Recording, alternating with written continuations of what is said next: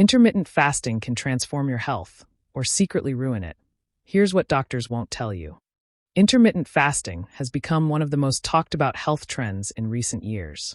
Some people swear it transformed their bodies, boosted their energy, and simplified their eating. Others say it left them exhausted, irritable, and obsessed with food. So what's the real truth? Is intermittent fasting actually healthy, or is it being misunderstood and misused? The answer isn't simple, because fasting can be both incredibly beneficial and potentially problematic, depending on how it's approached. Most doctors agree on one thing: intermittent fasting is not magic. But when used correctly, it can be a powerful tool. At its core, intermittent fasting isn't about what you eat, it's about when you eat. It involves cycling between periods of eating and periods of fasting, giving your body a break from constant digestion. In modern life, many people eat from the moment they wake up until late at night. That means the body is almost never in a true resting state. Intermittent fasting creates that pause, giving the digestive system time to reset, and the body a chance to switch into repair mode.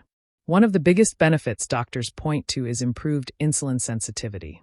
Every time you eat, insulin rises to move sugar out of the blood and into cells. When insulin stays high all day long, the body becomes less responsive to it over time. This can lead to weight gain, stubborn belly fat, and eventually insulin resistance, which is a precursor to type 2 diabetes. Fasting periods allow insulin levels to drop, making it easier for the body to access stored fat. This is one reason many people notice fat loss when they begin fasting. Even small changes, like skipping late-night snacks, can make a noticeable difference in waistline and energy over time. Another benefit is improved metabolic health. During fasting, the body gradually shifts from burning glucose to burning fat for fuel. This improves metabolic flexibility, meaning your body becomes better at switching between energy sources, which is essential for endurance, energy stability, and long-term health. Some research also suggests fasting may activate a process called autophagy, where the body cleans out damaged or inefficient cells, essentially performing cellular housekeeping.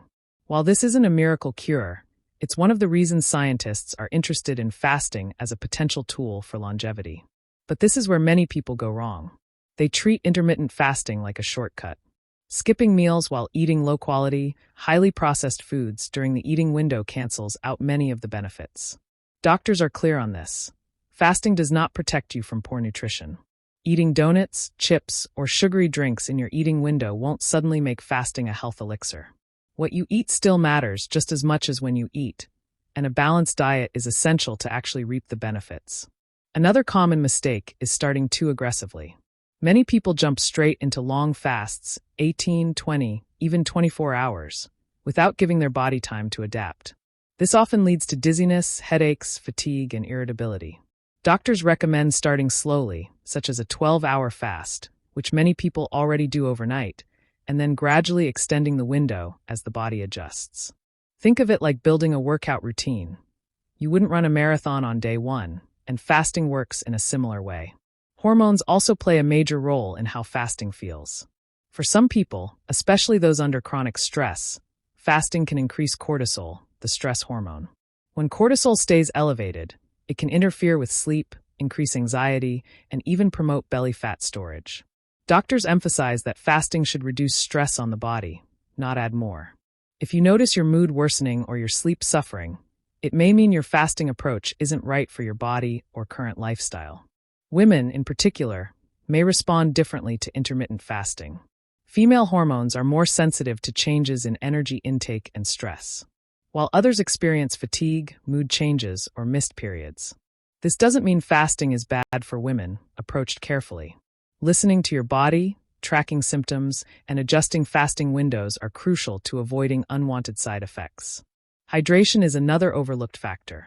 During fasting periods, people often forget to drink enough water. Dehydration alone can cause headaches, weakness, and low energy, in some cases, using electrolytes to support hydration. Poor sleep increases hunger hormones and stress hormones, making fasting feel much harder. People who are sleep-deprived often struggle with intense cravings and low energy while fasting. Improving sleep can make intermittent fasting feel far more manageable and sustainable, creating a positive cycle where better rest supports better eating habits, which in turn supports better fasting. Fasting is not meant to be a punishment. If you constantly feel exhausted, irritable, lightheaded, or obsessed with food, your approach may be too extreme.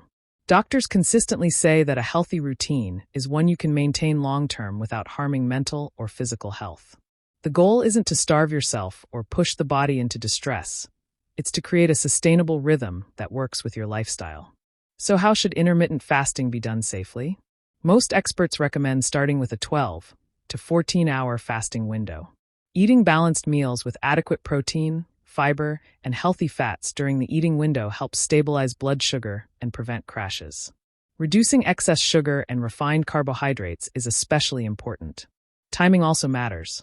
Eating earlier in the day and avoiding late-night meals often improves results because late-night eating disrupts circadian rhythms and insulin sensitivity, which can work against fat loss and metabolic health. It's also important to understand that intermittent fasting is not for everyone. People with a history of eating disorders, pregnant or breastfeeding women, and individuals with certain medical conditions should avoid fasting unless guided by a healthcare professional. Doctors emphasize that health should always come before trends. Fasting is a tool, not a requirement. Mindset matters more than most people realize. Fasting should feel empowering, not restrictive. When used as a tool to reduce constant snacking, improve awareness of hunger, and support metabolic health, it can be extremely helpful. When used as a way to force rapid weight loss at all costs, it often leads to burnout. Today, many doctors see intermittent fasting as one option, not a requirement for good health. Some people thrive on 3 balanced meals a day. Others feel better eating within a smaller window. The best approach is the one that supports your energy, mood, and long-term consistency. In the end, intermittent fasting can be beneficial, but it is not a one-size-fits-all solution. It works best when combined with good nutrition, quality sleep, stress management, and realistic expectations. Done incorrectly, it can increase stress and harm health.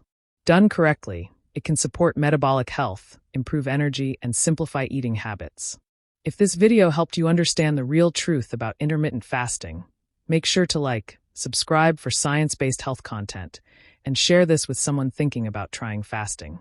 Remember, the goal of health is not restriction, it's balance. Flex biceps.